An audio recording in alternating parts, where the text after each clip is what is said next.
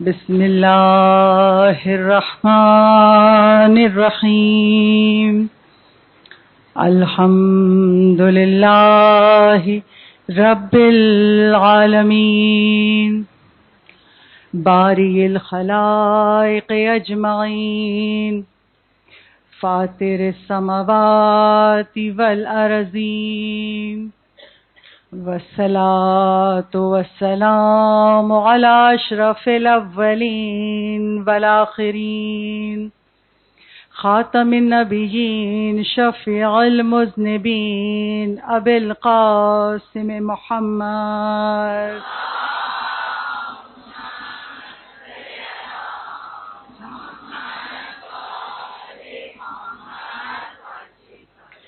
وعلى آلہ الطیبین الطاہرین المظلومین المعصومین ولعنۃ اللہ الدائمۃ الباقیہ وعلى اعدائہم وقتلتہم اجمعین من الآن الى قیام یوم الدین اما بعدہ فقد قال اللہ تبارک وتعالى في كتابه المجيد وفرقانه الحميد إنما يريد الله ليذهب عنكم الرجس أهل البيت ويطهركم تطهيرا.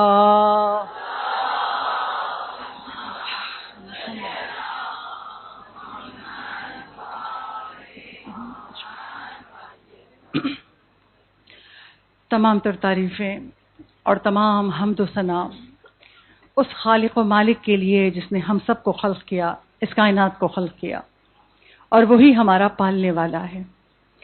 وہ پروردگار عالم جس کا ہر عمل اپنے بندوں کے لیے نعمت ہے، رحمت ہے. یہ اس کی دی ہوئی نعمت ہی تو ہے، رحمت ہی تو ہے کہ میں اور آپ جیسے ہی ایام عزا شروع ہوتے ہیں خدا ہمیں توفیق دے دیتا ہے کہ ہم اس فرش عزا پر آ کر ذکر محمد و آل محمد سنیں. یہ عظیم عبادت ہے. اس عبادت کے لیے پروردگار عالم جو ہمیں توفیق دیتا ہے ہم اس پر رب ذوالجلال کا شکر ادا کرتے ہیں. کربلا جینا سکھاتی ہے، اس عنوان کے تحت میری اور آپ کی گفتگو جاری ہے، اور آج تیسری مجلس آپ کی سماعتوں کی نظر ہے اور شہزادی کی بارگاہ میں یہ چھوٹی سی خدمت پیش کر رہی ہوں. آج بھی مجلس کی ابتدا اس دعا کے جملے سے کروں گی کہ جو دعا سید الشہداء امام حسین علیہ السلام نے عصر عاشور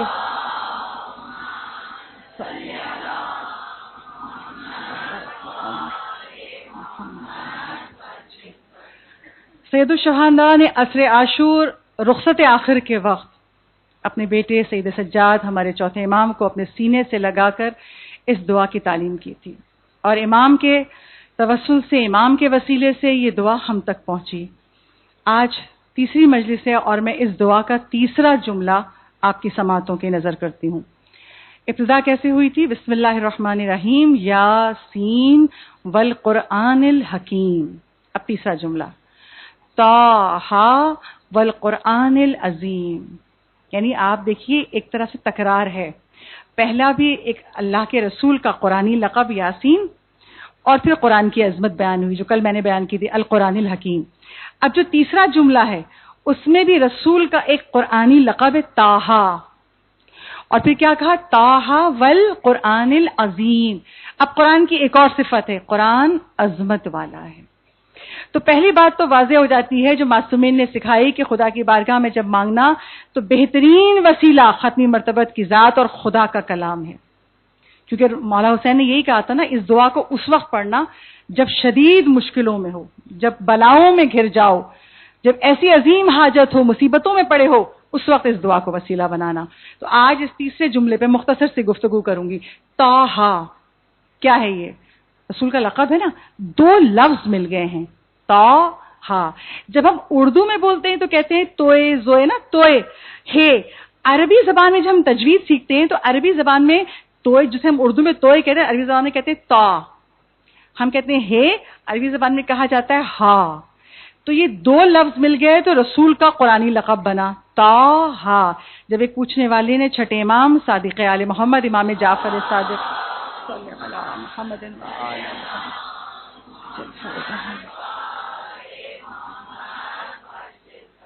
چھٹے امام سے سوال کیا طٰہٰ کے معنی کیا ہیں؟ تو چھٹے امام نے کہا تم جانتے ہو یہ رسول کا قرآنی لقب ہے. اس کے معنی یہ ہیں کہ طٰہٰ سے مراد، جو طٰہٰ ہے نا، طٰہٰ سے مراد طالب حق، حق کا طلب کرنے والا، اور ہا سے مراد ہے ہادی الہ، یعنی ہدایت کا مرکز. اب دو اس کے ترجمے آگے نا، دو سامنے آگے. طٰہٰ کے کیا معنی ہیں؟ طالب حق اور ہدایت کرنے والا. کہا کیونکہ رسول خدا دنیا میں اس لیے آئے تھے کہ اس پوری کائنات میں حق کو نافذ کر دیں، حق کو نافذ کرنے کے لیے آئے تھے، طالب حق تھے، اس لیے طٰ. اور ہا کیا؟ ہدایت کا مرکز، وہ ہدایت کا مرکز ہے رسول خدا، اس لیے خدا نے یہ قرآنی لقب دیا. تب آپ کے سامنے طٰہٰ کے معنی آ گئے.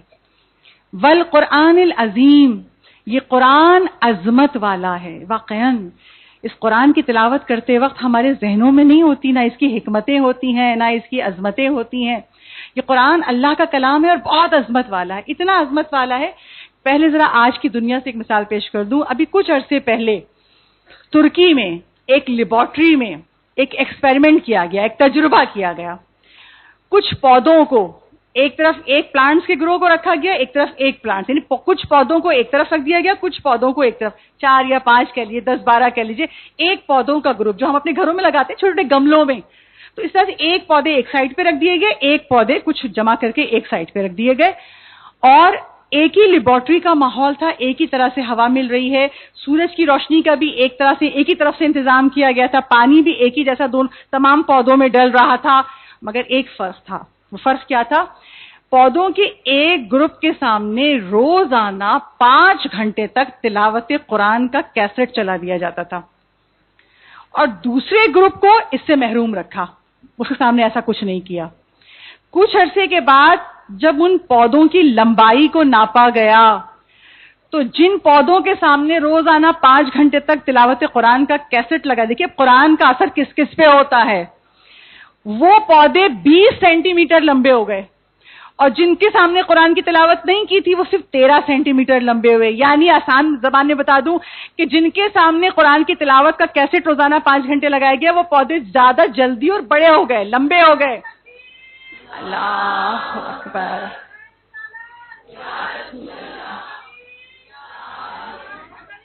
یا اللہم صلی علی محمد. اور جن پودوں کے سامنے یہ اہتمام نہیں کیا گیا تھا، قرآن کی تلاوت نہیں ان کو سنائی گئی، تو وہ اتنی جلدی لمبے، اسی ٹائم میں وہ پیچھے رہ گیا، دوسرے پودے لمبے ہو گئے. 7 سینٹی میٹر کا فرق تھا. اس کو بیان کرنے کا مقصد یہ تھا کہ قرآن کا اثر پودوں پہ تو ہو جائے، زمین و آسمان پہ ہو جائے، انسان کے قلب پہ نہ ہو، ایسا ممکن نہیں ہے، بشرطے کہ ہم اس کی عظمتوں کو سمجھیں. پورے قرآن کی عظمت کیا ہوگی؟ میں تو بہت کم علم ہوں، طالب علم ہوں، میں تو اس کی اتنا ادراک نہیں رکھتی، اس طرح بیان نہیں کر سکوں گی، مگر میں فقط قرآن کی ایک آیت کی عظمت کے سلسلے میں چند احادیث آپ کے سامنے پیش کروں گی. ایک آیت، ذرا اندازہ کیجئے، ہم ایک آیت کی عظمت کو نہیں سمجھ سکے، نہ کہ کل قرآن کتنی عظمت والا ہے. بہت بڑے عالم آیت اللہ حسن زادہ عاملی، عارف ہیں، عالم ہیں، خدا ان کو طویل عمر عطا کرے، وہ بیان کرتے ہیں کہ پورا قرآن ہی مرض کی شفا ہے. ٹھیک ہے، پورا قرآن ہی ہمارے حافظے کو محفوظ، بہت مضبوط بنا دیتا ہے، میموری بہت اسٹرانگ ہو جاتی ہے، انسان کا حافظہ قوی ہو جاتا ہے قرآن کی تلاوت کرنے سے. مگر کہتے ہیں پورا قرآن، لیکن ایک آیت دیکھیے، قرآن کی جو سب سے طویل آیت ہے اس کا نام ہے آیت الکرسی. جیسے میں نے کل آپ کے سامنے بیان کیا تھا کہ یاسین بھی قرآن کی ایک آیت ہے. جب آپ سورہ یاسین کھولتے ہیں، یاسین، یہ ایک جملہ قرآن کی ایک آیت ہے. چھوٹی آیت دیکھیے تو اتنی چھوٹی آیت بھی ہے، اور طویل آیت قرآن کی جو سورہ بقرہ میں وہ کیا ہے؟ آیت الکرسی. اور سب کو زبانی یاد ہے. ٹھیک ہے، میں آج فقط اسی لیے، کیونکہ سب کو زبانی یاد ہے، اسی لیے میں آج فقط اس ایک آیت کی عظمت کی چند حدیثیں آپ کے سامنے بیان کر رہی ہوں، اس لیے کہ اندازہ کیجئے جب ایک آیت کا کمال یہ ہے تو کل قرآن کی عظمت کا کمال کیا ہوگا. شیخ آیت اللہ حسن زادہ عاملی کہتے ہیں کہ جو آیت الکرسی کی کثرت سے تلاوت کرتا ہے اس کا حافظہ بہت مضبوط ہو جاتا ہے، بہت قوی ہو جاتا ہے، جو پڑھے گا اس کو یاد ہو جائے گا. اچھا، یہ تو میں نے اس زمانے میں جو ایک بہت بڑے عالم ہے ان کا جملہ بیان کیا، کیونکہ وہ اس وقت ان کا حافظہ اتنا قوی ہے، تو اس لیے اپنے شاگردوں سے کہتے ہیں آیت الکرسی کی کثرت سے تلاوت کیا کرو. ٹھیک ہے، پھر روایت معصومین میں ملتا ہے کہ اگر کوئی وضو کرنے کے بعد ایک مرتبہ آیت الکرسی پڑھ لے تو پروردگار عالم اس کے نامہ اعمال میں 40 سال کی عبادت کا ثواب لکھ دیتا ہے. آیت الکرسی کس کو یاد نہیں ہے؟ ہاں، مگر پہلے شاید کسی بچے کے ذہن میں سوال آئے، ایک مرتبہ آیت الکرسی پڑھی اور اللہ نے 40 سال کی عبادت کا ثواب لکھ دیا. کیوں؟ اس لیے کہ پروردگار عالم ہمیں لائق بہشت بنانا چاہتا ہے. اس نے جنت سجائی مومنوں کے لیے ہے. مومنوں کو پرواہ نہیں ہے جنت میں جانے کی، مطمئن بیٹھے ہیں. وہ خدا طلب کرتا ہے، وہ اسی لیے ہمیں چھوٹے چھوٹے عمل پہ بڑے بڑے ثواب دے رہا ہے. تم لائق بہشت بن جاؤ، یہ اس کی رحمت ہے، یہ اس کا فضل ہے کہ تم چھوٹے چھوٹے عمل کے ذریعے لائق بہشت بن جاؤ تاکہ جنت میں آ سکو. آپ سوچئے ایک مرتبہ آیت الکرسی کا پڑھنا وضو کرنے کے بعد، کیوں اللہ اتنا بڑا اجر دے رہا ہے؟ اب تم باوضو ہو گئے نا، کیوں کہ مصلی عبادت پر آ کر میری بارگاہ میں مناجات کرو گے. اب میری طرف آ رہے ہو نا تو پہلا تحفہ یہ لے لو، جو وضو اللہ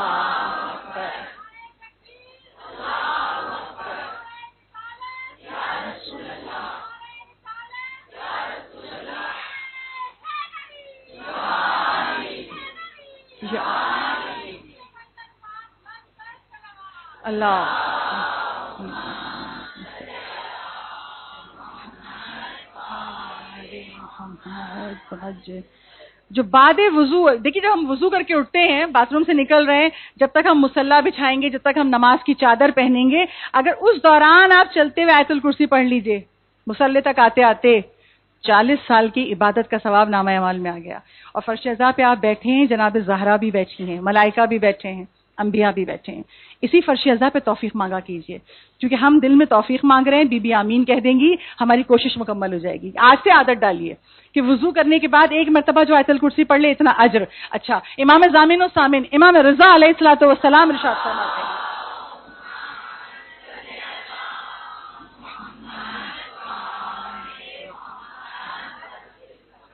امام رضا ارشاد فرماتے ہیں، جو ہر نماز کے بعد، ادھر آپ کی نماز مکمل ہوئی، آپ نے تشہد سلام پڑھا، ابھی آپ مصلی پر ہیں، ابھی آپ نے پیر بھی نہیں بدلے اور آپ نے اسی وقت آیت الکرسی پڑھ لی، نماز ختم کرتے ہی فوراً، امام رضا کہتے ہیں پروردگار عالم اسے شیطان کے شر سے بچا لیتا ہے. ہم کہتے ہیں نا ہم سے گناہ اس لیے جاتے ہیں شیطان بہکا دیتا ہے، امام رضا کہتے ہیں طریقہ ہم بتاتے ہیں تمہیں، شیطان سے محفوظ کیسے رہو گے. جو نماز کے ختم ہوتے ہی فوراً آیت الکرسی پڑھ لے تو پروردگار عالم امام رضا کہتے ہیں اس کو شیطان کے شر سے بچا لے گا، امان میں آ جائے گا اللہ کی، اور کبھی بھی کوئی زہریلا جانور اس کو ڈنک نہیں مار سکتا. اس پر زہریلے جانوروں سے خدا اس کو محفوظ رکھے گا. آپ دیکھیے دنیا کی بھی سلامتی، آخرت کی بھی سلامتی. پھر امام معصوم یہ کہتے ہیں کہ اگر کوئی، یہ حدیث پانچویں امام حضرت امام محمد باقر علیہ السلام کی،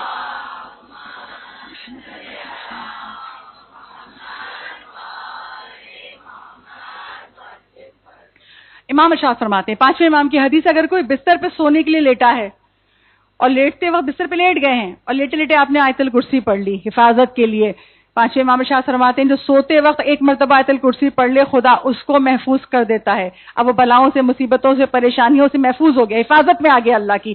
نہ صرف یہ کہ وہ محفوظ ہو جاتا ہے، اس کے گھر والے محفوظ ہو جاتے ہیں، اس کے پڑوسی محفوظ ہو جاتے ہیں، پڑوسیوں کے پڑوسی محفوظ ہو جاتے ہیں. ایک آیت کا کمال، کتنی عظمت والا ہے یہ قرآن. اور پھر معصومین نے ارشاد فرمایا، اور یہ حدیث جناب رسالت مآب احمد مجتبی محمد مصطفیٰ صلی اللہ علیہ وآلہ وسلم،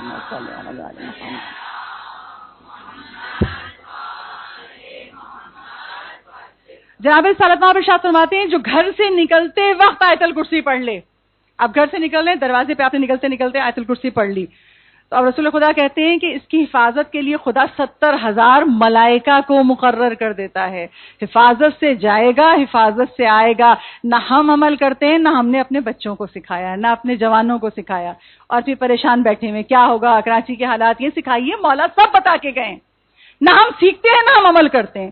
کہا جو گھر سے نکلتے وقت آیت الکرسی پڑھ لے گا تو پروردگار عالم 70,000 ملائکہ مقرر کر دیتا ہے اس کی حفاظت کے لیے. پھر کہا اگر کوئی بڑے سفر پہ گیا ہے، طویل سفر ہے، کافی عرصے بعد آئے گا، 10 دن بعد آئے گا، مہینے بھر بعد آئے گا، کہ جو طویل سفر میں گیا اگر اس سفر میں وہ روزانہ 12 مرتبہ آیت الکرسی پڑھ لے، زائرین جاتے ہیں نا زیارتوں پہ یا اور کسی کام کے لیے گئے ہیں، کسی سفر پہ گئے ہیں، تو اگر کوئی سفر میں روزانہ 12 مرتبہ آیت الکرسی پڑھ لے تو رسول کہتے ہیں خدا اس کی حفاظت کے لیے 12 ملائکہ نہیں 12 لشکر مقرر کر دیتا ہے جو اس کی حفاظت کریں. اور لشکر کیسے؟ ذہنوں میں سوال آئے گا تو یاد رکھیے قرآن میں سورہ محمد میں سورہ فتح میں خدا کہہ رہا ہے کہ اس کائنات کی ہر شے میرا لشکر ہے. وہ چاہے تو ہوا کو لشکر بنا دے, وہ چاہے تو زمین کو لشکر بنا دے, وہ چاہے تو ابابیل کو لشکر بنا کے بھیج دیتا ہے, وہ چاہے تو چھوٹی سے چھوٹی مخلوق کو اپنا لشکر بنا دے. کہا جو سفر و حضر میں 12 مرتبہ روز آیت الکرسی پڑھ لے خدا 12 لشکر اس کی حفاظت کے لیے مقرر کر دیتا ہے. اچھا اس کا فائدہ نہ صرف یہ کہ زندگی میں ہے آیت الکرسی کا پڑھنے کا فائدہ, اس کے پڑھنے کا فائدہ مرنے کے بعد بھی ہے. کیسے ہے؟ رسول خدا ہی کی حدیث ہے, آیت اللہ زنجانی کی کتاب انوار خمسہ میں اور مختلف کتابوں میں یہ حدیث موجود ہے.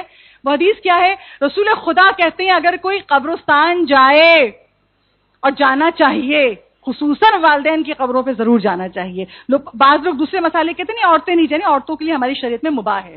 اگر آپ حجاب سے ہیں, اپنے حجاب کا خیال رکھتی ہیں اور وہاں پہ جا کے بہت زیادہ شور شرابہ رونا اس طرح کی نہ کریں کہ دوسرے متوجہ ہوں عورت کی طرف, اگر ان تمام باتوں کا خیال رکھتی ہیں آپ خاموشی سے گئی. مستحبات میں سے ہے قبروں پہ جاؤ تو قبروں پہ ہاتھ رکھ کے, خاص کر جو خاص تاکید ہے کہ انگلیوں کو قبر کی مٹی میں گڑا کے 7 مرتبہ آپ نے جس قبر کے اوپر ان زلنا پڑھ دیا, جب تک یہ انگلی کے نشان قائم ہے اگر اس قبر والے پہ عذاب بھی ہو رہا ہے تو عذاب رک جائے گا, اور جب تک یہ انگلیوں کے نشان برقرار رہیں گی وہ عذاب اس پر نہیں آئے گا. جو پڑھ کے جا رہا ہے امام رضا کہتے ہیں وہ بخش دیا گیا.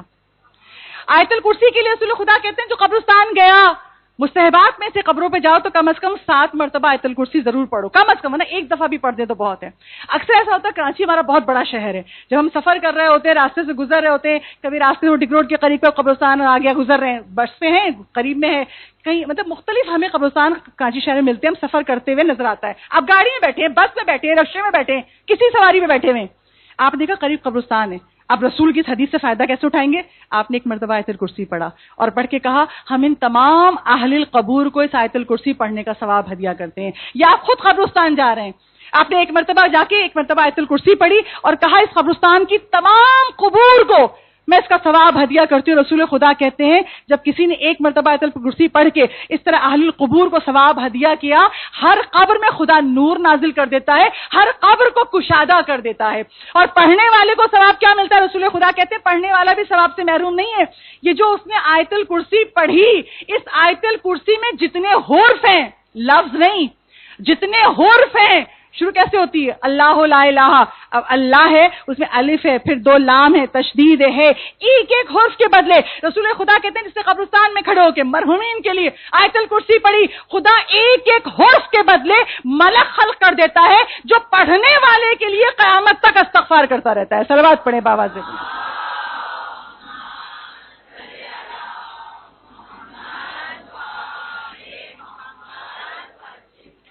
اب اس دعا کا یہ جملہ سمجھ میں آیا, والقرآن العظیم, قرآن عظمت والا ہے جس کی ایک آیت کی عظمت کا میں اور آپ ادراک نہیں کر سکتے. میں تو صرف چند حدیثیں بیان کی آپ کے سامنے, کتابیں بھری ہوئی ہیں, تو اس پورے قرآن کی عظمت کا عالم کیا ہوگا, اس کی کل آیتوں کی عظمت کا عالم کیا ہوگا.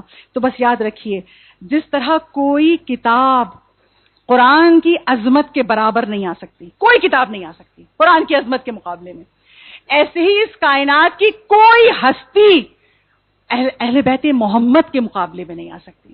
محمد و آل محمد کی عظمت وہ ہے, کوئی ان کی برابری نہیں کر سکتا, جیسے قرآن کی برابری نہیں کر سکتے. اور میں ان مجالس کے فضائل میں آپ کے سامنے یہی بیان کر رہی ہوں کہ جو محمد و آل محمد سے سچی محبت کرتا ہو اور جو محمد و آل محمد کی ولایت کا عقیدہ دل میں رکھتا ہو اور اس عقیدے کا اظہار عمل سے کرے تو خدا اس کے لیے قانون قدرت بدل دیتا ہے.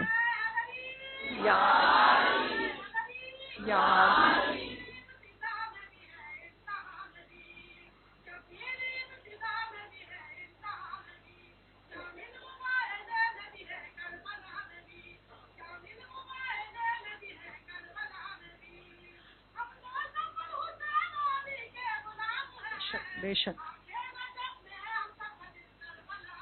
بے شک.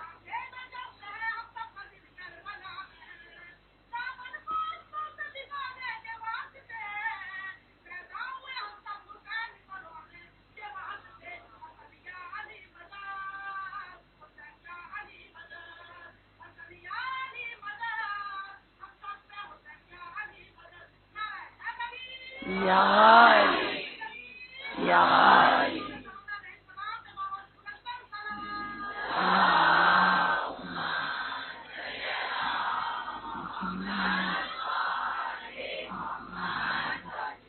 اہل بیت محمد کے مقابلے میں بھی کائنات کی کوئی ہستی نہیں آ سکتی، اس لیے کہ پروردگار عالم نے جو فضائل، جو معجزات انبیاء کو عطا کیے، وہی معجزات ائمہ معصومین کو عطا کیے، ہمارے اماموں کو عطا کیے۔ بلکہ مولا نے تو یہاں تک کہہ دیا ہمارے دامن سے منسلک ہو جاؤ، عمل سے ثابت کر دو ہماری ولایت، ہم یہ شرف تمہیں عطا کر دیتے ہیں، ہم تمہارے مقدر کو بدل دیا کرتے ہیں۔ انبیاء کو کیا معجزہ ملا؟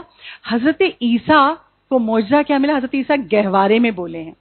پیدا ہونے والا بچہ فوراً نہیں بات کرتا، مگر حضرت عیسیٰ کو یہ معجزہ کیوں ملا آپ جانتے ہیں؟ حضرت عیسیٰ کو اللہ نے بغیر باپ کے پیدا کیا ہے۔ جب بغیر باپ کے پیدا ہوئے، دنیا تہمت لگانے لگی بی بی مریم پہ، تو اب اللہ نے حکم دیا، قرآن میں سورہ مریم کی آیتیں موجود ہے، جا کے ترجمہ پڑھیے، کہا مریم تم خاموش ہو جاؤ، تم خاموشی کا روزہ رکھ لو، اب میرا نبی بولے گا۔ گہوارے میں ہے عیسیٰ، اور عیسیٰ نے گواہی دی، اپنی ماں کی عصمت کی گواہی دی، اور یہ بھی کہا کہ میں اللہ کا نبی ہوں اور کتاب لے کے آیا ہوں۔ تو یہ کس کا معجزہ ہے؟ نبی کا۔ اور اللہ نے یہ معجزہ ہمارے ائمہ کو دیا۔ اول امام مولائے کائنات علی ابن ابی طالب خانہ کعبہ میں پیدا ہوتے ہیں۔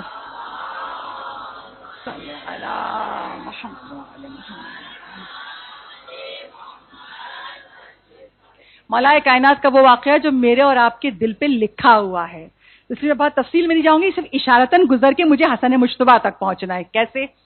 مولا علی جب خانہ کعبہ میں پیدا ہوئے، یہ شرف ہے جو کائنات میں سوائے علی ابن ابی طالب کے کسی کو نہیں ملا، نہ ملا ہے نہ مل سکتا ہے۔ جب مولا خانہ کعبہ میں پیدا ہوئے، 3 دن کے بعد دیوار کعبہ شق ہوئی، دوبارہ شق ہوئی، فاطمہ بنت اسد باہر آئیں، اور سب کے سامنے لوگوں نے دیکھا کہ جیسے ہی فاطمہ بنت اسد باہر آئیں، آغوش میں مولا علی ہیں، تو استقبال کرنے والوں میں سب سے آگے رسول خدا ہیں۔ اور جیسے رسول خدا کو دیکھا، فاطمہ بنت اسد کہتی میں بہت پریشان ہوں، 3 دن ہو گئے اس بچے نے آنکھیں نہیں کھولی۔ مولا نے 3 دن تک آنکھیں نہیں کھولی تھی، اور ماں ہے، پریشان ہے۔ رسول خدا نے کہا میری آغوش میں دے دیجئے۔ جیسے ہی علی آغوش رسول میں آئے، مولا نے آنکھیں کھولی، سب سے پہلے رسول کے چہرے کی زیارت کی۔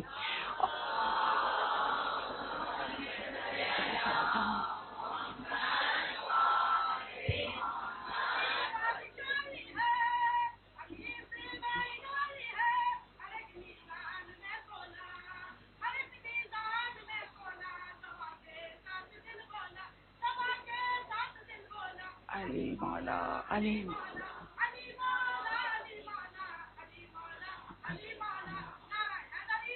یا علی یا علی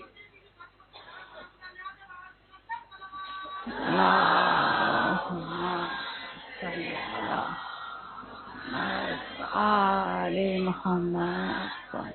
ایک گزارش ہاتھ جوڑ کے ممبر سے آپ کے سامنے کر رہی ہوں، مجھے پتا ہے ذکر علی میں تاثیر ایسی ہے کہ جب ذکر محمد و آل محمد، ذکر مولا علی ہو تو ہم زبان سے نہیں بولتے، ہم دل سے بول رہے ہوتے ہیں، تو یعنی ایمان جو ہے ہمارا وہ جوش کھا ہوتا ہے۔ لیکن میں ہاتھ جوڑ کے گزارش اس لیے کر رہی ہوں، میرے پیش نظر وقت ہوتا ہے، کل بھی میں 10 منٹ اوپر چلی گئی تھی، اور مجھے پتا ہے کہ مجھے اپنے وقت کی حدود کے اندر رہنا ہے، اس لیے بس بہت دستبستہ گزارش ہے کہ وقت کی زحمتوں کا خیال کیجیے گا، اور خدا اس ایمان کو قبر میں ہمارے ساتھ لے جائے کہ مولا برزخ میں بھی زیارت مولا علی ملے، قیامت میں بھی ملے، جنت میں بھی مولا کے قدموں میں بیٹھنے کی جگہ ملے۔ بس دستبستہ گزارش میں نے اس لیے کی ممبر سے کہ میرے پیش نظر وقت ہوتا ہے کہ جو مطالب مجھے آپ کے سامنے بیان کرنے ہیں، یہ امانت میں آپ تک پہنچا کے اس ممبر سے اتروں۔ تو جیسے ہی مولا علی آغوش رسول میں آئے، سب سے پہلے آنکھ کھول کے رسول خدا کی زیارت کی۔ رسول اتنے خوش ہوئے کہ علی تم نے اپنی نظر کو میرے لیے مخصوص کیا تھا۔ اب تک علی نے آنکھیں نہیں کھولی تھی۔ رسول کا جملہ سنیے بہت غور سے، کہا کہ علی تم نے اپنی نظر کو میرے لیے مخصوص کیا تھا کہ پہلے میرے چہرے کی زیارت ہو۔ علی میں نے اپنے علم کو تم سے منسوب کر دیا، تم سے مخصوص کر دیا، اسی لیے علی باب مدینۃ العلم ہے۔ علم میں کوئی علی کا مقابلہ کر نہیں سکتا، تو رسول نے علم علی کی ذات سے مخصوص کر دیا تھا، اور یہ علم علی سے اولاد علی میں چلا۔ یہی علم حسن مجتبیٰ کے پاس ہے، یہی علم حسین کے پاس ہے، یہی علم زین العابدین کے پاس ہے، یہاں تک کہ ائمہ میں آخری امام تک یہ علم منتقل ہوا ہے۔ آج مجھے امام حسن مجتبیٰ کے حوالے سے پیش کرنا ہے، کیونکہ میری کوشش ہے کہ تذکرہ جو باقی ائمہ ہوتا نہیں ہے نا، تو میں روزانہ فضائل کی منزل پر آپ کے سامنے ان تمام ائمہ کی زندگی کے حوالے سے وہ چیزیں پیش کروں گی کہ جو بھی ان کے غلاموں میں، ان کے صحابیوں میں، ان کے چاہنے والوں میں جو بھی عمل سے ان سے متمسک ہو گیا، خدا نے اس کے لیے قانون قدرت بدل دیا۔ آج امام حسن مجتبی، علم علی سے اولاد علی میں آیا۔ اچھا کیسے آیا؟ دیکھیے ہم اور آپ سب پڑھتے ہیں سورہ کہف، اور سورہ کہف میں ایک واقعہ پڑھتے ہیں۔ علم اتنی بڑی فضیلت ہے کہ اللہ نے حضرت موسیٰ کو حکم دیا تھا کہ تم جناب خضر کے شاگرد بنو۔ علم میں کلیم اللہ ہے، مگر علم کی شاگردی کے لیے کہا کہ تم خضر کے شاگرد بنو۔ اچھا، امام حسن مجتبی فقط 2 سال کی عمر تھی۔ رسول خدا بیٹھے ہوئے مسجد نبوی میں، اور امام حسن مجتبی رسول کی آغوش میں بیٹھے۔ عمر کا خیال کیجیے گا، فقط 2 سال عمر تھی۔ رسول بیٹھے ہیں، لوگ سوال جواب کر رہے ہیں اور رسول جواب دے رہے ہیں۔ لوگ مسائل پوچھ رہے ہیں، رسول حل بتا رہے ہیں۔ ایک بارگی ایک 60-70 سال کی عمر کا ایک بوڑھا آیا عرب اور داخل ہوا مسجد نبی۔ لوگوں نے راستہ دیا، ضعیف ہے، بوڑھا ہے، آ کے رسول کے سامنے بیٹھ گیا۔ جب رسول کے سامنے بیٹھا، کہا آج پھر آپ سے کچھ مسائل پوچھنے آیا ہوں، کچھ سوالات پوچھنے آیا ہوں۔ مگر رسول نے بڑا عجیب جواب دیا، اے آنے والے، آج میں نہیں جواب دوں گا، آج میرا یہ بیٹا جواب دے گا جو میری آغوش میں ہے۔ پوچھنے والا 60-70 سال کا اور بتانے والا حسن مجتبی جیسا 2 سال کی عمر ہے۔ اب علم امامت پہچانیے، 2 سال کی عمر ہے۔ پوچھنے والا سوال کرتا گیا، حسن مجتبی جواب دیتے گئے۔ جب سارے سوالوں کا جواب دے دیا، رسول نے پوچھا مطمئن ہو گئے؟ تو اس آنے والے نے کہا جتنا آپ سے مطمئن ہوتا تھا اتنا ہی اس بچے سے مطمئن ہوا۔ جب وہ اٹھ کے جانے لگے، چلے گئے، لوگوں نے پوچھا اللہ کے رسول یہ کون تھے؟ کہا یہ خضر نبی تھے، یہ جناب خضر تھے۔ تو پتا کیا چلا کہ خضر کو اللہ نے استاد بنایا کلیم اللہ کا، موسیٰ جیسے اولو العزم کے نبی کے استاد بنے خضر، مگر یہی خضر ہیں، ان کو اللہ نے شاگرد بنا دیا حسن مجتبی کا۔ 2 سال کی عمر میں حسن مجتبی استاد بن گئے جناب خضر کے، اور اسی لیے جناب خضر جو ہے بار بار امام حسن مجتبی کے پاس سوالات پوچھنے آتے تھے۔ ایک مرتبہ پھر آئے اور حسن مجتبی سے سوال کیا، اے امام حسن مجتبی بتائیے، اکثر ایسا ہوتا ہے کہ بہت ساری چیزیں ہمیں یاد ہوتی ہیں، ذہن میں ہوتی ہیں محفوظ، لیکن اچانک ہم بھول جاتے ہیں، دماغ سے نکل گئی۔ تو حسن مجتبی ایسا کیوں ہوتا ہے؟ ہم سب کے ساتھ ہوتا ہے نا ایسا۔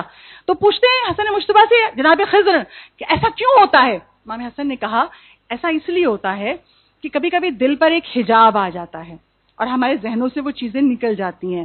تو کہا اس کا علاج کیا ہے؟ کہا اس کا علاج یہ ہے جب بھی کوئی کچھ بھول جائے تو ہم محمد و آل محمد پہ صلوات پڑھے تو خدایا اس حجاب کو دور کر کے وہ چیز یاد آ جاتی ہے۔ صلوات پڑھی بابا سے۔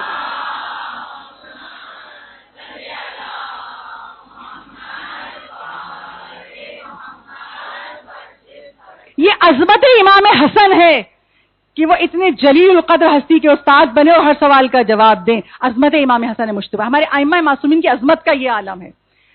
مگر یاد رکھیے ان کا کمال یہ ہے، ائمہ معصومین کا، محمد و آل محمد کا کمال یہ ہے کہ فقط یہی نہیں کہ یہ اپنے چاہنے والوں کو دیتے ہیں، ان کا فضل، یہ کریم ابن کریم ہے، یہ اپنے جو ان کو نہیں مانتے ان کو بھی دے دیتے ہیں، بلکہ جو ان کے دشمن ہوں ان کو بھی دے دیتے ہیں، کیونکہ یہ کریم ابن کریم ہے۔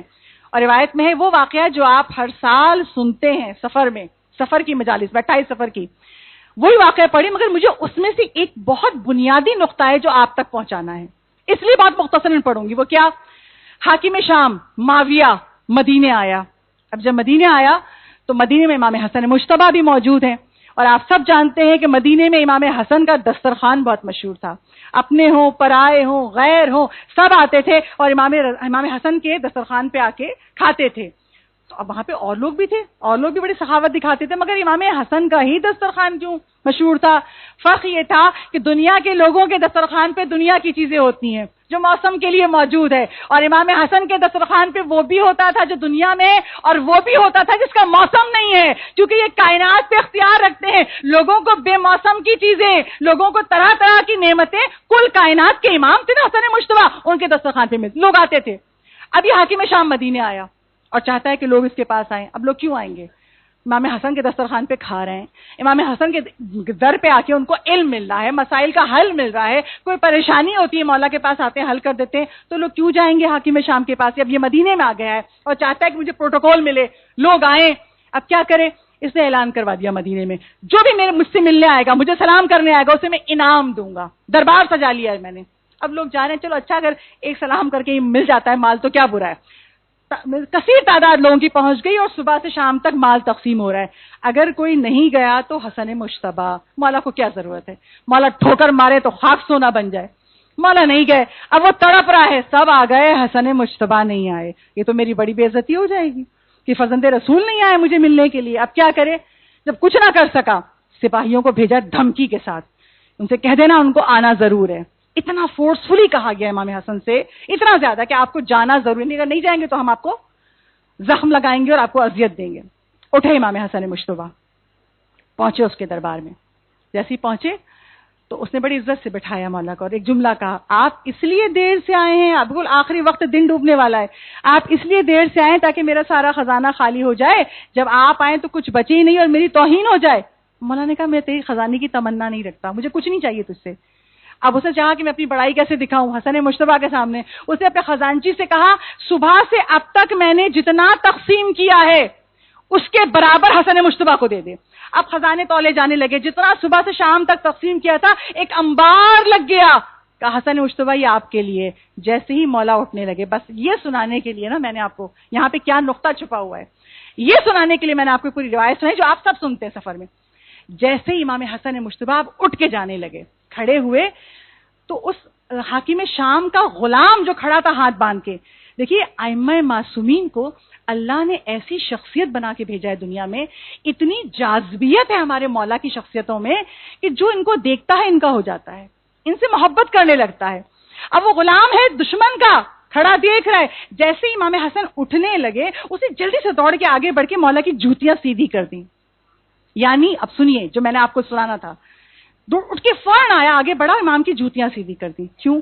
امام کو دیکھ رہا تھا نا، ساری دنیا لالچ میں آ رہی ہے، امام کی شخصیت کی جاذبے ان کو پرواہ نہیں ہے، بیٹھے ہیں سر جھکا کے. لوگ دولت گن رہے ہوتے کتنا ملا کتنا ملا. اب امام کے لیے اس کے دل میں محبت پیدا ہوئی، احترام پیدا ہوا، اور اس نے اس محبت کا اظہار عمل سے کر دیا کہ جھک کے فوراً مولا کی جوتیاں سیدھی کر دی کہ مولا کیونکہ محبت کا اظہار عمل سے ہوا. مولا نے کہا یہ جتنا مجھے دیا نا معاویہ نے یہ میں تجھے دیتا ہوں.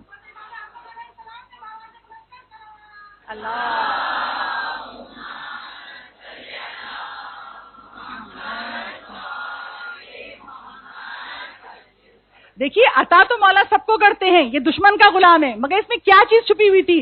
جب مولا نے اتنا خزانہ جو سامنے رکھ دیا گیا تھا امام حسن کے لیے کہ ہم فرزند رسول کو اتنا دیتے ہیں، مولا اسی دشمن کے غلام کو دے. تو نے خدمت کی نا، میری جوتیاں سیدھی کی نا، یہ سب میں تجھے دیتا ہوں. تو جس کو اتنا مال مل جائے تو پھر کیا وہ معاویہ کا غلام یا حاکم شام کا غلام رہے گا؟ نہیں بھئی. اگر مولا اتنا نہ عطا کرتے تو یہ بھی غلام رہتا ہے، اس کی اولاد پیدا ہوتی، وہ بھی غلام ابن غلام رہتی. جس کو یہ مل گیا وہ غلامی سے رہائی مل گئی، آزادی مل گئی. جسم کو غلامی سے آزادی ملی اور فکر بھی آزاد ہو گئی، اس لیے کہ وہ دیکھ رہا تھا، سوچ رہا تھا جو دشمن کے غلام کو اتنا دے دے وہ اپنوں کو کیا کیا نہ دیتا ہوگا. یہ جوانان جنت کا سردار ہے، اسی لیے اس کے چاہنے والوں کو جنت کا یقین ہے. جو غیروں کو اتنا دیتا ہو تو وہ اپنوں کو کیا کیا دے گا. یعنی اس کی فکر بھی آزاد ہو گئی، غلامی سے آزاد ہو گئی. تو یہی سبق کربلا میں حسین سکھا رہے ہیں. یعنی جسم کے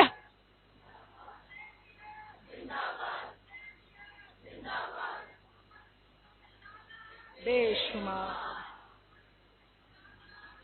شمار صلی علی محمد. اس کے جسم کو بھی غلامی سے رہائی ملی، اس کی فکر کو بھی غلامی سے رہائی ملی، آزاد ہو گیا. اور یاد رکھیے یہی سبق کربلا میں حسین ابن علی سکھا رہے ہیں. جو میرا عنوان ہے نا مجالس کا، کربلا جینا سکھاتی ہے. آج ایک اور سبق کربلا سے سیکھ کر اٹھیے، اس فرش ازا سے سیکھ کر اٹھیں گے میں اور آپ. کربلا فکروں کو آزاد کرنے کا نام ہے. کیسے؟ حسین ابن علی کا ایک لقب ہے سید الاحرار. میں دوبارہ دہرا رہی ہوں، مولا حسین کا ایک لقب ہے سید الاحرار. یعنی احرار کسے کہتے ہیں؟ حر کہتے ہیں آزاد کو، حر کی جمع ہے احرار، اور مولا کا لقب ہے سید الاحرار یعنی آزاد لوگوں کا سردار. یقین جانیے میں اور آپ کا علم پھر مجھ سے زیادہ ہوگا، میں بہت کم علم ہوں، طالب علم ہوں، میں جب بیٹھتی ہوں کتابیں لے کے تو میں سوچتی ہوں مولا شاید ہم سمجھ نہیں پاتے کہ سید الاحرار آپ کو کیوں کہتے ہیں، مگر اس لیے سمجھ میں آ گیا کہ جب ہم شب عاشور کے مصائب میں سنتے ہیں، کیا سنتے ہیں کہ شب عاشور عرض کربلا پہ مولا حسین نے اپنے اصحاب کو، اپنے اہل بیت کو جمع کر لیا اور جمع کر کے کہا تم میں سے جو جانا چاہے وہ چلا جائے. بہت غور سے سنیے گا، یہ کربلا کا جینے کا سلیقہ ہے جو مولا نے ہمیں سکھایا ہے. بس ان لفظوں کو مولا کے غور سے سنیں گے آپ اس جینے کے سلیقے کو سیکھ لیں گے. وہ کیا؟ ہم سب ہی سنتے ہیں ہر سال، اس لیے میں بہت تیزی سے گزروں گی. مولا نے کہا تم نے یہاں تک میرا ساتھ دیا، میں تمہیں اجازت دیتا ہوں تم میں سے جو جانا چاہے چلا جائے.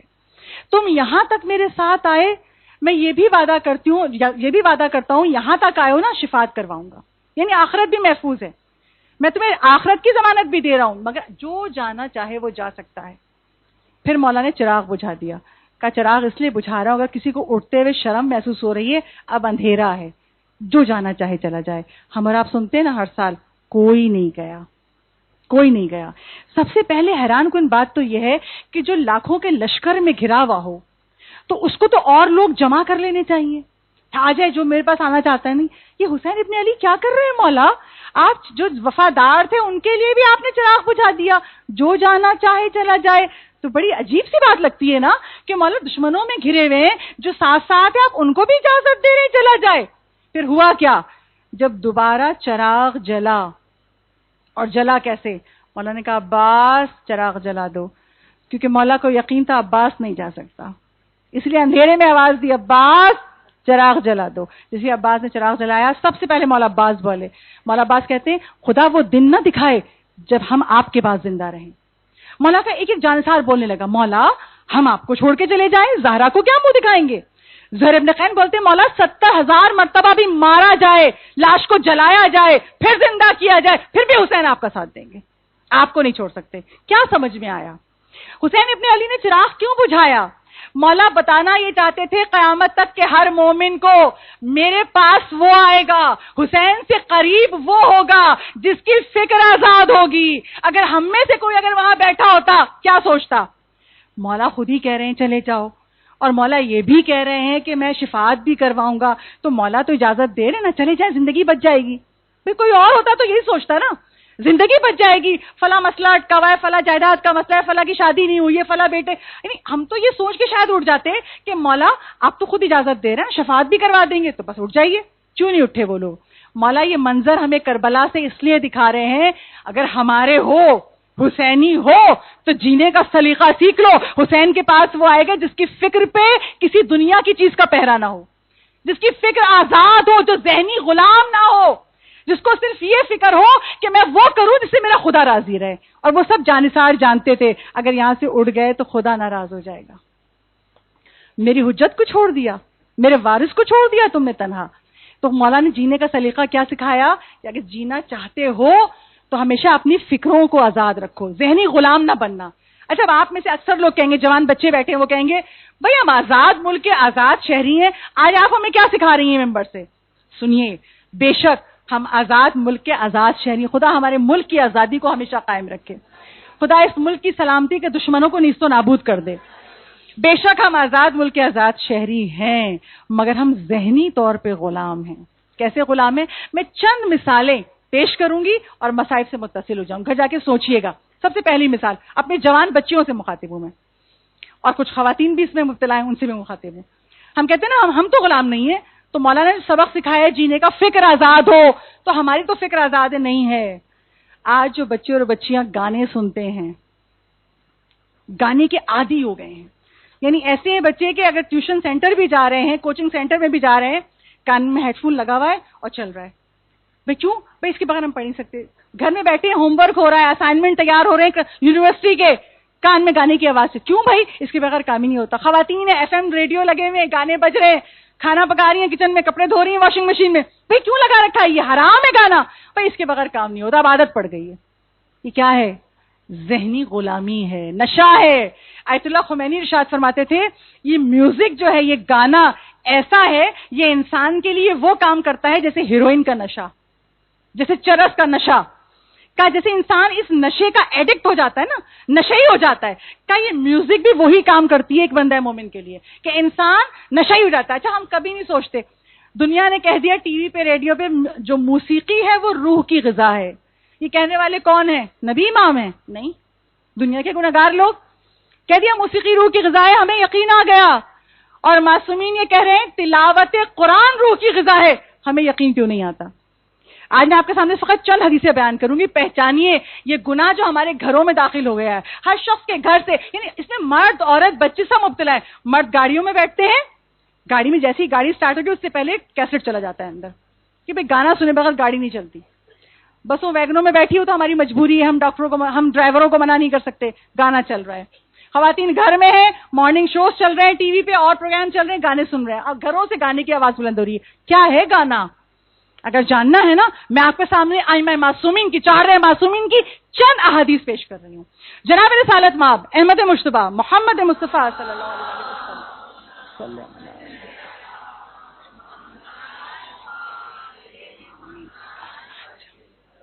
جناب رسالت مآب ارشاد فرماتے ہیں, اور جو بچیاں بیٹھی ہیں جو اسٹڈی کرنا چاہتی ہیں, کتاب ہے گانے اور موسیقی کی ممانعت قرآن اور اہل بیت حدیث کی روشنی میں.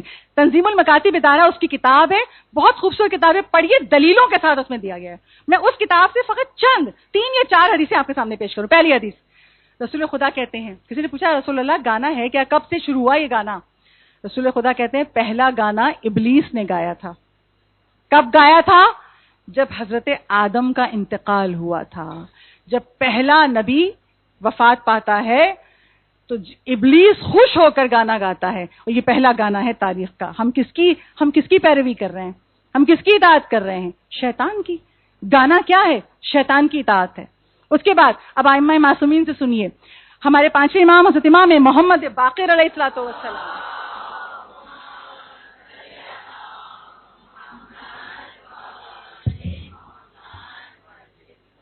5ویں امام ارشاد فرماتے ہیں کہ گانا وہ گناہ ہے جس کے لیے پروردگار عالم نے قرآن میں جہنم کے شدید عذاب کا وعدہ کیا ہے. دیکھیے جیسے جنت میں سب کے مرتبے برابر نہیں نا, جنت کی نعمتیں سب کو یکساں نہیں ملیں گی. جس نے دنیا میں جیسے جہاد کیا ہوگا, جسے دنیا میں جیسے صبر کیا ہوگا, جنت جگہ ہے کس کی؟ صابرین کی, مجاہدین کی, ٹھیک ہے, شاکرین کی. جس کا جیسا صابرین کی, مجاہدین کی, ٹھیک ہے, شاکرین کی, جس کا جیسا عمل ہوگا اس کو جنت میں ویسا رتبہ ملے گا. اسی طرح جہنم کے بھی مراتب برابر نہیں ہیں. کچھ جہنم کا عذاب تہوں میں اتنا شدید ہوگا کہ روایت معصومین یہ کہ اہل جہنم والے تڑپ اٹھیں گے, یہ کون تھا جس کے سبب سے ہم کو اذیت ہو رہی ہے؟ خود تو صحیح رہے وہ عذاب, لیکن اتنا شدید عذاب ہوگا. تو 5ویں امام کہتے ہیں گانا سننا اور گانا گانا, اس گانے پر پروردگار عالم نے جہنم کا شدید عذاب رکھا ہے. اور جس گھر میں یہ گانا بجتا ہو, جو لوگ گانا سنتے ہیں, امام کہتے ہیں پھر پروردگار عالم انہیں توفیق خیر نہیں دیتا. اور آپ آج میں بیان کر رہی ہوں ممبر سے, کتاب کا حوالہ آپ کو دے رہی ہوں, معصوم کا حوالہ آپ کو دے رہی ہوں, گھر جا کے سوچئے گا. جب بچے ہمارے بیٹے بیٹیاں بھتیجی بھتیجیاں جب گانا سننا شروع کرتے ہیں نا, اول تو وجہ کیا ہے؟ ہم نے تربیت نہیں کی. ماں کے پیٹ سے تھوڑی گاتے ہوئے سنتے ہوئے آئے تھے, ہم نے تربیت نہیں کی. جب ماں خود گانے سن رہی ہو تو بچے میں کیسے اثر نہیں آئے گا؟ جب باپ گھر میں گانے اور غزلیں سن رہا ہے تو بچے میں اثر کیسے نہیں آئے گا؟ اب بچے نے جب اس اثر کو قبول کر لیا تو اب ہم خاموش. اگر بچہ گالی دیتے تو ہم ڈانٹتے ہیں, ڈانٹنا چاہیے, لیکن بچہ گانا سن رہا ہو تو کون ڈانٹتا ہے؟ ارے آج کل کے سب بچے سنتے ہیں, کہتے ہیں نا ہم ماں باپ, ارے آج کل کے سب بچے سنتے ہیں, ہم گناہ کرنے دیں, ہمیں تکلیف نہیں ہوتی. ہاں, امام کیا کہہ رہے ہیں؟ امام کا جملہ کیا ہے؟ امام کہتے ہیں جس گھر میں گانا بجتا ہے یا لوگ سنتے ہیں اس گھر میں لوگوں کو بھی توفیق خیر نہیں ملتی ہے. میں بڑی یقین کے ساتھ آپ کے سامنے دعوے سے کہہ رہی ہوں, دیکھیے گا اگر کوئی نماز پڑھتا ہو اور اس کو یہ گانا سننے کی لت پڑ جائے, آپ دیکھیے آہستہ آہستہ اس کی نمازیں قضا ہونے لگیں گی. اب اس یہ نماز قضا ہے اور آہستہ آہستہ وہ شخص بے نمازی ہو جائے گا. آپ گھر میں جا کے سوچئے گا, خدا نہ کرے آپ کے گھر میں ایسا کوئی نہ ہو, اگر ہے تو سوچئے, محلے میں, خاندان میں, پڑوس میں اگر کوئی خیر پہ عمل بھی کرے, نماز سب سے بڑی خیر ہے, تو اس گناہ کے سبب سے وہ نعمت چھن جاتی ہے. کیونکہ معصوم امام کہتے ہیں اللہ پھر اس گھر والوں کو توفیق خیر نہیں دیتا. کیوں نہیں دیتا اللہ توفیق خیر؟ یہ شیطان کی اطاعت کر رہے ہیں, اللہ خیر کیوں دے گا؟ پھر ایک شخص نے آ کے مولا سے کہا, مولا آپ گانے کو اتنا برا بھلا کیوں کہتے ہیں؟ آپ گانے کو اتنا کنڈیم کیوں کرتے ہیں؟ تو 5ویں امام ارشاد فرماتے ہیں, اور یہ روایت 2 اماموں سے ہے, 6 امام سے بھی, 5ویں امام سے بھی.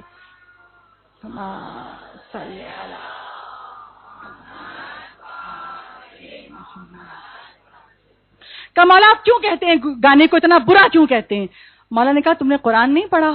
کہا مولا پڑھا ہے۔ کہ قرآن پاک میں 15واں سپارہ سورہ بنی اسرائیل سے شروع ہوتا ہے، آج کھولیے گا جا کے دیکھیے گا، میں آپ کو آیت نمبر بتا رہی ہوں۔ مولا کہتے ہیں قرآن میں سورہ بنی اسرائیل کی 36ویں آیت نمبر 36، پروردگار عالم ارشاد فرماتا ہے ان السمع والبصر والفؤاد کل اولئک کان عنہ مسئولا۔ کیا اللہ نے اس میں نہیں کہا؟ پروردگار عالم کیا کہہ رہے؟ ان سمع، اللہ سماعت سے، والبصر آنکھوں سے، والفؤاد قلب سے، کل اولئک تمام اعضاء سے سوال کیا جائے گا۔ کہ وہ کیا سوال کرے گا؟ خدا کیا پوچھے گا؟ یہ کانا جو گانا ہے وہ حرام ہے، کان سے آپ حرام اندر لے جا رہے ہیں، یہ حرام آواز ہے جو آپ کے وجود میں جا رہی۔ پروردگار پوچھے گا تم نے کیا کیا سنا، پوچھے گا تم نے کیا کیا دیکھا، خدا سوال کرے گا دل میں تمہارے کیا کیا خیالات آئے۔ تو مولا کہتے ہیں اس لیے ہم منع کرتے ہیں جو کان آج گانا سننے کے عادی ہیں، جب امام زمانہ کا ظہور ہوگا اور آواز استغاثہ بلند ہوگی تو یہ کان اس آواز کو سن سکیں گے؟ نہیں سن سکیں گے۔ ہم نے اپنے کانوں کو آلودہ کر لیا، نجس کر لیا، شیطان کی اطاعت کرنے لگے۔ تو یاد رکھیے یہ اتنا بڑا گناہ ہے۔ اور سب سے ایک اور وجہ بتاؤں پھر آگے بڑھوں میں۔ مولا کائنات علی ابن ابی طالب علیہ الصلوۃ والسلام،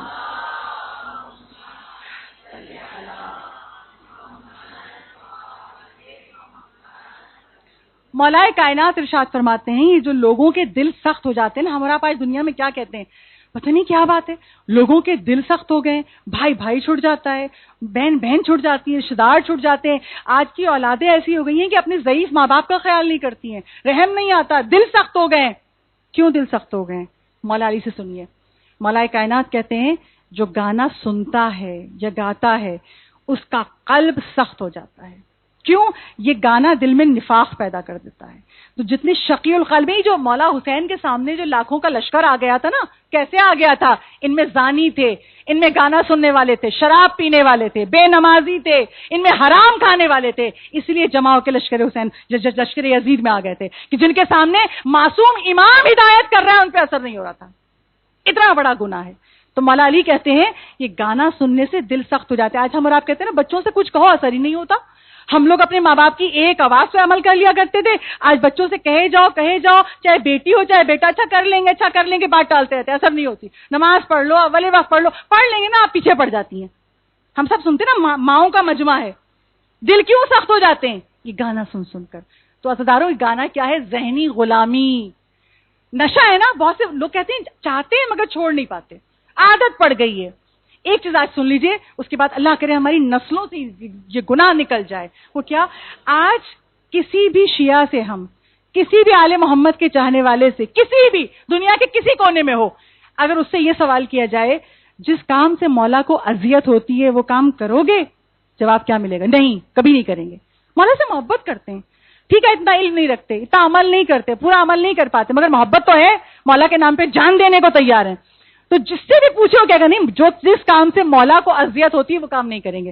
آج ایک چھوٹی سی روایت بیان کر دیتی ہوں، اپنے بچوں کو سنائیے، جو دادی ہے، نانی ہے، وہ اپنے پوتی پوتا کو، نواسی نواز وہ سب کو سنائیے۔ کیا ہے؟ باب الحوائج، 7ویں امام موسی کاظم علیہ الصلوۃ والسلام،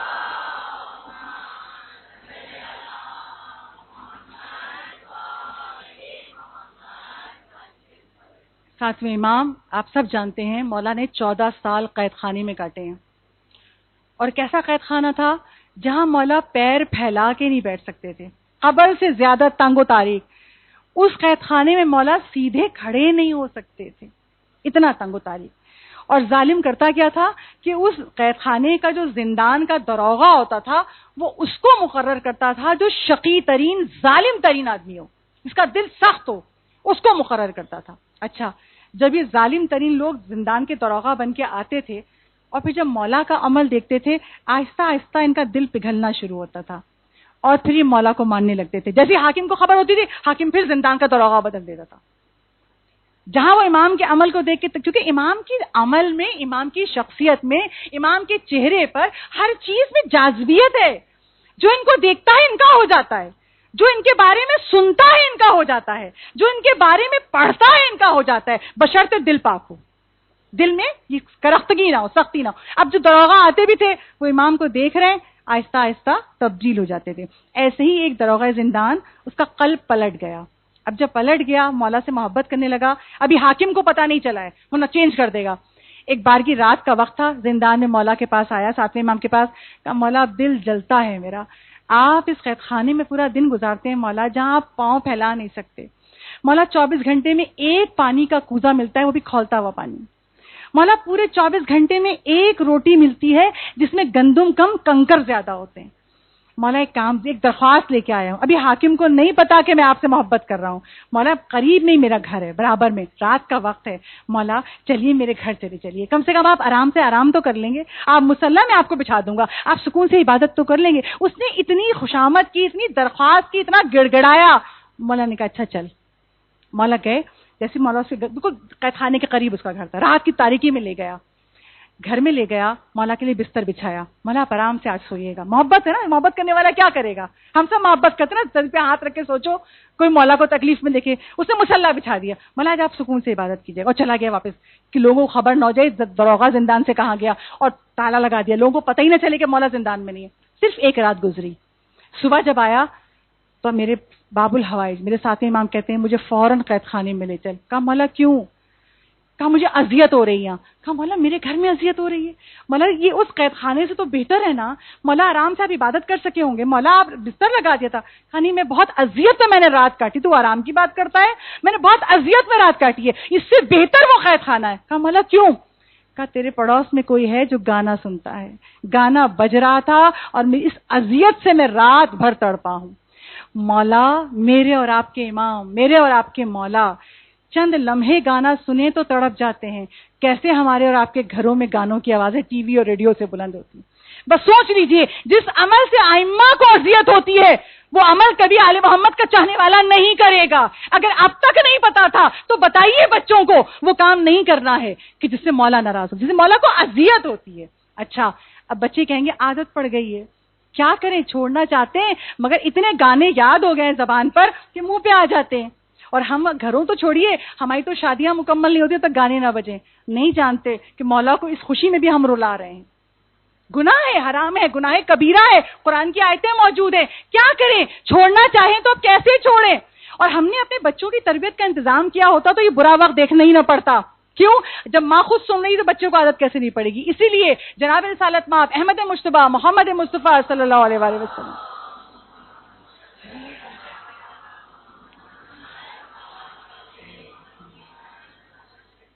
رسول خدا مدینے کی گلی سے گزر رہے تھے. مدینے کی گلی سے رسول گزر رہے ہیں, کچھ بچے کھیل رہے تھے. ان کو دیکھ کر رسول کی آنکھوں میں آنسو آ گئے. صحابی نے پوچھا اللہ کے رسول کیوں رو رہے ہیں, بچے تو کھیل رہے ہیں. کہا مجھے وہ آخری زمانے کے بچے یاد آ گئے کہ جن کو ان کے والدین تباہ کر دیں گے. کہا مولا کیا ان کے والدین کافر ہوں گے, مشرک ہوں گے؟ کہا نہیں, مومن ہوں گے. تو کہا مولا مومن ماں باپ کیسے بچوں کو تباہ کر دیں گے؟ تو رسول خدا نے کہا دنیا سکھائیں گے, آخرت کے دین کے واجبات نہیں سکھائیں گے. اچھے سے اچھے اسکول میں پڑھاتے ہیں, ہم اچھے سے اچھا کھانا کھلاتے ہیں, اچھے سے اچھی ان کو ہر چیز مہیا کرتے ہیں, مگر کبھی ہم نے ان کی آخرت تیار کی؟ کبھی نماز و وضو سکھایا, کبھی اچھا اخلاق سکھایا, کبھی ان کو بتایا تلاوت قرآن کا اجر کیا ہے؟ تو رسول کیا کہہ رہے ہیں, میں آخری زمانے کے بچوں کو دیکھ رہا ہوں, ان کے ماں باپ ان کا دین تباہ کر دیں گے. دنیا سکھائیں گے, دین کے واجبات نہیں سکھائیں گے. تو یہ ہماری غلطی ہے. اب اگر فرش عزا کے صدقے میں, حسین ابن علی کے صدقے میں کربلا ہمیں جینا سکھا رہی ہے, وہ جتنے آئے تھے لشکر یزید والے وہ گانا سننے والے تھے, جو حسینی تھے وہ گانا نہیں سنتے تھے. ہمیں حسینی بننا ہے. اس عادت کو, اس گناہ کو کیسے چھوڑیں؟ تو ایک علاج تو میں پہلی محرم کو بتا چکی ہوں. مجھ سے کل بھی کچھ مومنات نے عزا خانے میں کہا تھا آپ اس دعا کو دہرا دیجئے. تو اگر کوئی گانا چھوڑنا چاہتا ہے تو پہلا علاج جو میں نے پہلی محرم کو بتایا تھا کہ چھٹے امام صادق آل محمد امام جعفر صادق علیہ الصلوۃ والسلام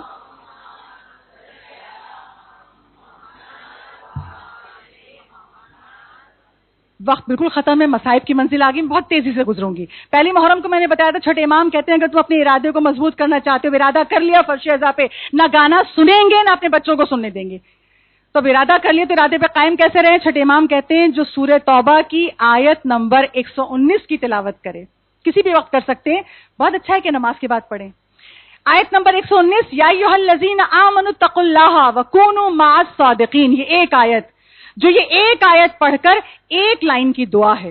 وہ دعا کیا ہے؟ اللہم ارفعنی فی اعلی درجاتی ھذہ الندبہ واعنی بعزم الارادہ. یہ ایک لائن کی دعا. بار اللہ اس دعا مناجات کے صدقے میں میرے درجات بلند کر دے, میرے ارادے کو مضبوط کر دے.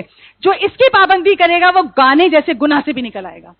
اور علماء نے ایک اور طریقہ بتایا, اگر چاہتا ہے کوئی شخص کی گناہ مجھ سے دور ہو جائے, جب تک یہ گناہ میں حسینی نہیں بن سکتا, جب تک یہ گناہ میں لائق بہشت نہیں بن سکتا, تو کیا کروں؟ تو علماء تفاسیر بیان کرتے ہیں, علماء نے بہت مجرب عمل بتایا ہے کہ جو گانا چھوڑنا چاہتا ہے, چاہے وہ خود کرے یا اگر کسی ماں کا دل جل رہا ہے کہ میرا بیٹا بہت سنتا ہے, کیا کروں, وہ تو مانے گا نہیں پڑھنے کو, تو وہ ماں اور باپ بھی پڑھ سکتے ہیں. کیا اگر کوئی دن میں 5 مرتبہ سورہ دہر پڑھے. سورہ دہر وہ سورہ جو جناب سیدہ کی روٹیوں کے صدقے میں نازل ہوا تھا, اب آپ کو یاد آ گیا ہوگا. سورہ دہر, سورہ حلطہ بھی کہتے ہیں, سورہ دہر بھی کہتے ہیں, جو دن میں 5 مرتبہ, اور پڑھنے میں مشکل سے خیال میں 7 یا 8 منٹ لگتے ہیں. جو 5 دفعہ پڑھ لے گا 15-20 منٹ لگیں گے. جو 5 مرتبہ سورہ دہر کی تلاوت کر کے دعا مانگے تو خدا اس سے اس گانے کی لعنت کو دور کر دے گا, نفرت ڈال دے گا خدا دل میں, بشرطے اس کا ارادہ مضبوط ہو. تو مولا کے در سے علاج بھی ملتا ہے, مولا کے در سے جینے کا سلیقہ بھی ملتا ہے. وقت ختم ہو گیا, بس ایک جملے سے اشارہ کر دوں اور مسائل کی منزل پہ آ جاؤں. فقط یہی ذہنی غلامی نہیں ہے, تو میں نے ایک کا بیان کیا, دامن وقت میں گنجائش نہیں ہے. ایک اور غلامی کی طرف اشارہ کرتی ہوں, گھر جا کے جو کچھ مجلس میں سنا کریں, چاہے وہ شاہ خراسان کی مجلس ہو, چاہے وہ کہیں کی مجلس ہو, گھر جا کے غور کیا کریں. آج مولا کے فرض سے ہم کیا سیکھ کر آئے. ایک غلامی اور ہے, جب اللہ اولاد دیتا ہے نا, خدا سب ماؤں کی اولادوں کو سلامت رکھے, ہمارے جوانوں کو, ہمارے بچوں کو خدایا اپنے حفظ و امان میں رکھے. جب بیٹے جوان ہوتے ہیں تو ماؤں کی سب سے بڑی تمنا کیا ہوتی ہے؟ سر پہ صحرا دیکھیں. ہم بہو کی تلاش میں نکلتے ہیں, مختلف گھرانوں میں جاتے ہیں, اپنے معیار کے مطابق ہمیں بہو مل جائے, ہمارے بیٹے کا کفو بن جائے, مزاج ملتا ہو, خاندان ملتا ہو. جب بہو جا کے دیکھتے ہو کہیں ایسی بہو مل جائے جو بہت اچھی سلیقہ مند بھی ہے, نیک سیرت بھی ہے, خوش شکل بھی ہے, اب دل راضی ہو رہا ہے. مگر جب جا کے دیکھا, کیونکہ یہ سب چیزیں آپ بھی دیکھتے ہیں, میں بھی دیکھتی ہوں, مگر ہم اسے اگنور کر دیتے ہیں, ہم اسے محسوس نہیں کرتے. فرش ازاں ہمیں بیدار کرتا ہے. اب جب وہ لڑکی پسند آ گئی, سب کچھ دیکھا, گھرانہ بھی اچھا ہے, ایک بارگی دیکھا وہ بچی حجاب کرتی ہے. اب جن کے ذریعے رشتہ ہو رہا تھا تو اب سے کہ بھائی سب کچھ اچھا ہے, مگر یہ پردے والی لڑکی ہمارے گھر میں نہیں چلے گی. کیوں نہیں چلے گی بھائی؟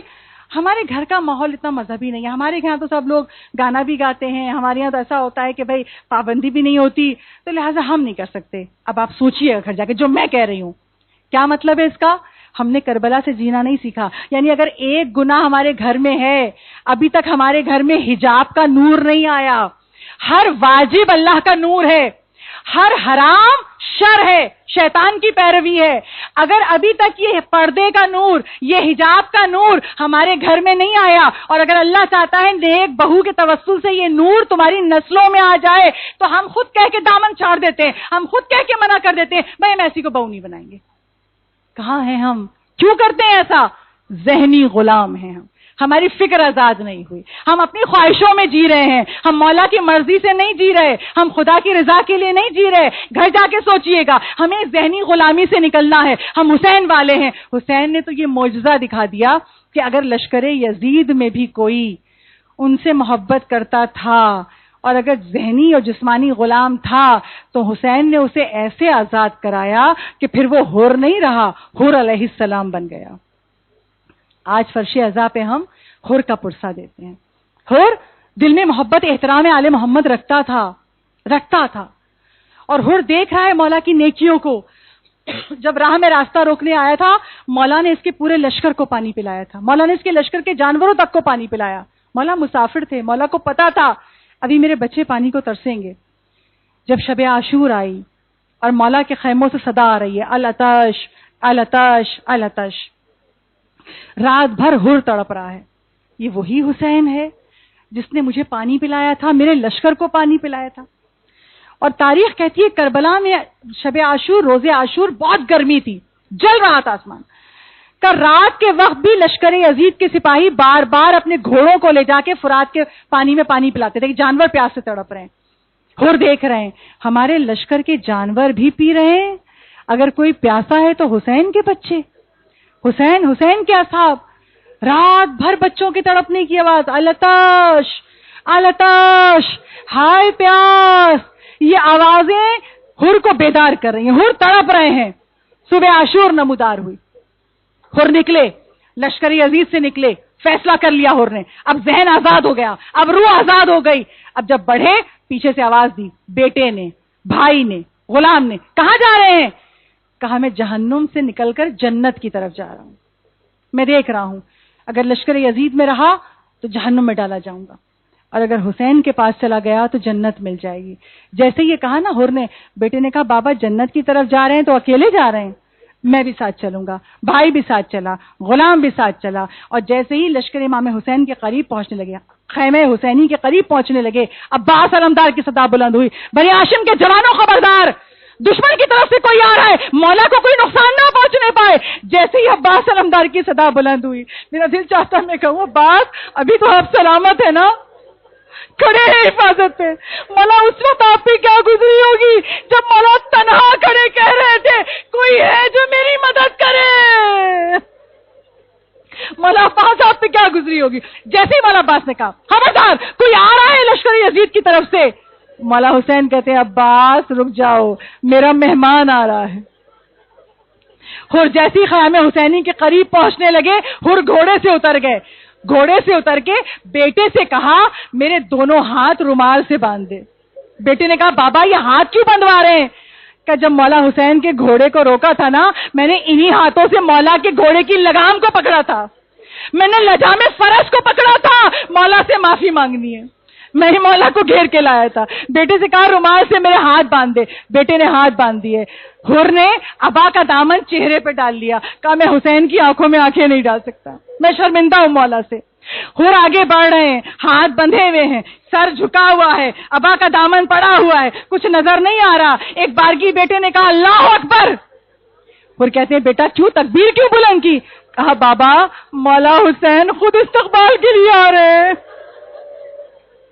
یہ سن کے حر دوڑتا ہوا حسین کے قدموں پہ گرا, اپنی پیشانی کو اپنی آنکھوں کو حسین کے قدموں پہ رگڑنے لگا اور ایک جملہ کہا اے کریم ابن کریم, اے مولا حسین کیا فاطمہ زہرا کے صدقے میں میری بخشش ہو سکتی ہے؟ مولا نے بڑھ کے سینے سے لگایا, اور میں نے تجھے معاف کیا, میری ماں نے معاف کیا, میرے پاپا نے معاف کیا, میرے نانا نے معاف کیا, تو حر ہے, تو آزاد ہو گیا, تو غلامی سے آزاد ہو گیا. عزاداروں میرا دل چاہتا ہے میں ہاتھ جوڑ کے حر کا شکریہ ادا کروں, میں ہاتھ جوڑ کے حر کا شکریہ ادا کروں. حر بڑا احسان ہے آپ کا, آپ نے قیامت تک کے ہر گناہگار کو راستہ دکھا دیا. اگر مغفرت چاہیے حسین کے در پہ آ کے حسین کو حسین کی ماں کا واسطہ دے کر مانگنا, مغفرت مل جائے گی. مولا نے بازو پکڑ کے اٹھایا, سینے سے لگایا. مولا نے جب سینے سے لگا لیا نا, کہا حر تو میرا بھائی بن گیا, تو آزاد ہو گیا غلامی سے. ایک بارگی مولا رونے لگے, مولا حسین کی آنکھوں سے آنسو بہنے لگے. حر نے کہا مولا رو کیوں رہے ہیں؟ کہا حر جب دشمن بن کے آیا تھا نا تو حسین نے مہمانی کا حق ادا کیا تھا, پانی پلایا تھا, مگر حر آج دوست بن کر آیا ہے, مہمان ہے میرا. مگر حسین اتنا غریب ہو گیا کہ حسین کے خیمے میں ایک بوند پانی نہیں ہے, میں اپنے مہمان کی خاطر کیسے کروں؟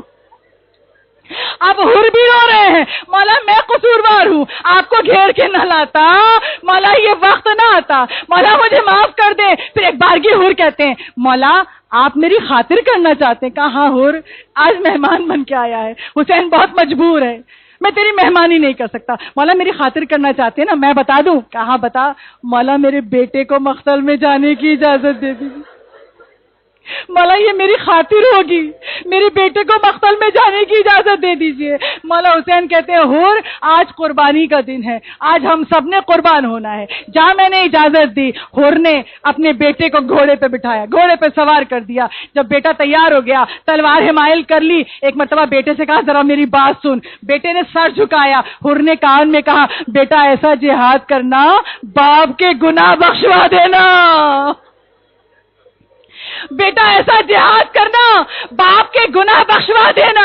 بیٹا چلا بختر کی طرف, بڑی جیداری سے لڑا. یزید کے لشکر والے بڑھ بڑھ کے حملے کر رہے تھے, ہمیں چھوڑ کے گئے تھے, اب تمہیں زندہ نہیں چھوڑیں گے. عزادارو لڑتے لڑتے وہ وقت آیا کہ حر کا بیٹا, علی ابن حر نام تھا, حر کا بیٹا جب گھوڑے سے گرنے لگا آواز دی یا بتاؤ درکنی, بابا مدد کو آئیے گھوڑے سے گر رہا ہوں. جوان بیٹے نے صدا دی، حور کھڑے ہو گئے، کانپ رہے ہیں، بیٹا بلا رہا، بڑھنا چاہتے ہیں۔ حسین ابن علی نے پیچھے سے شانے پہ ہاتھ رکھا، حور کہاں جا رہا ہے؟ کہا مولا بیٹا بلا رہا ہے۔ مولا کہتے ہیں حور جوان کے لاشے پہ بوڑھے باپ نہیں جاتے، جوان کے لاشے پہ بوڑھے باپ نہیں جاتے۔ تو میرا مہمان ہے، میں تیرے جوان کا لاشا لاؤں گا۔ مولا حور کے بیٹے کا لاشا لے کے آئے، آؤ عزادارو ہاتھ جوڑ کے مولا حسین سے کہے مولا جب علی اکبر کا لاشا اٹھانا تھا کوئی نہ تھا جو آپ کو روکتا، آپ نے ضعیفی میں علی اکبر کا لاشا اٹھایا۔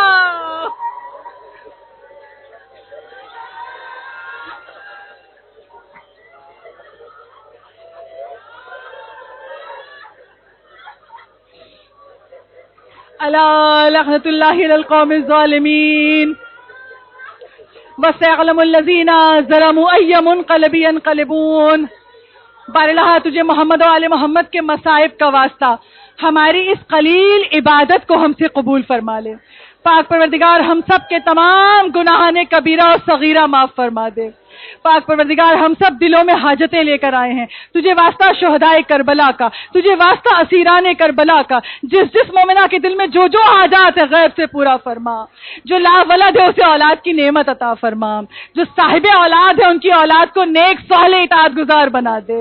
پاک پروردگار جو رزق و روزی کے مسائل میں گرفتار ہو روزی کا سبب بنا دے، رزق میں برکت دے دے۔ پاک پروردگار مومنان آل محمد میں جو بیمار ہوں تجھے واسطہ حسین کی بیمار بیٹی کا غیب سے شفائے کامل عطا فرما۔ دو مریض بہت شدید بیمار ہیں، ایک محسن علی پٹیل اس وقت وینٹیلیٹر پر ہے، بہت سخت کنڈیشن ہے، اور ایک محمد یوسف جو ذاکر حسین ہیں، مجلس پڑھنا جاتے تھے مگر اس طرح بیمار ہوئے کہ آئی سی یو میں ہیں، جا نہیں سکے۔ خدا ان دونوں مریضوں کو سید سجاد کا واسطہ، فاطمہ صغرا کی بیماری کا واسطہ غیب سے شفائے کامل عطا فرما۔ ہم سب کو جس جسمانی روحانی امراض میں گرفتار ہیں ہم سب کو صحت کاملہ شفائے کاملہ عطا فرما۔ پاک پروردگار عزائے حسینی میں جو عزادار مصروف ہیں خدایا تمام مومن و مومنات جو عزا میں ہیں جو زیارت پر ہیں سب کی جان مال عزت آبرو اور ایمان کی حفاظت فرما۔ پاک پروردگار عزا کے دشمنوں کو نیست و نابود کر دے، دشمن کو انہی کے شر میں پھنسا دے۔ پاک پروردگار عزا بڑی شان سے ہو کہ دشمن ناک رگڑتا رہ جائے۔ پاک پروردگار مظالم بڑھ گئے ہیں دنیا میں، ان مظالم سے انتقام کے لیے عدل و انصاف کے لیے امام زمانہ کے ظہور میں تعجیل فرما۔ پاک پروردگار ہمیں ایسے اعمال کی توفیق عطا فرما، ہماری زندگیوں سے گناہ نکل جائے، یہ گانے کا گناہ نکل جائے، تمام گناہ جو امام کو ناراض کرتے ہیں ہماری زندگی سے نکل جائیں۔ ہمیں ایسے نیک اعمال کی توفیق دے کہ امام زمانہ کی دعا میں ہمارا نام شامل ہو جائے، اور جب امام ظہور فرمائیں صدا دیں تو لبیک کہنے والوں میں ہم سب آگے آگے ہوں۔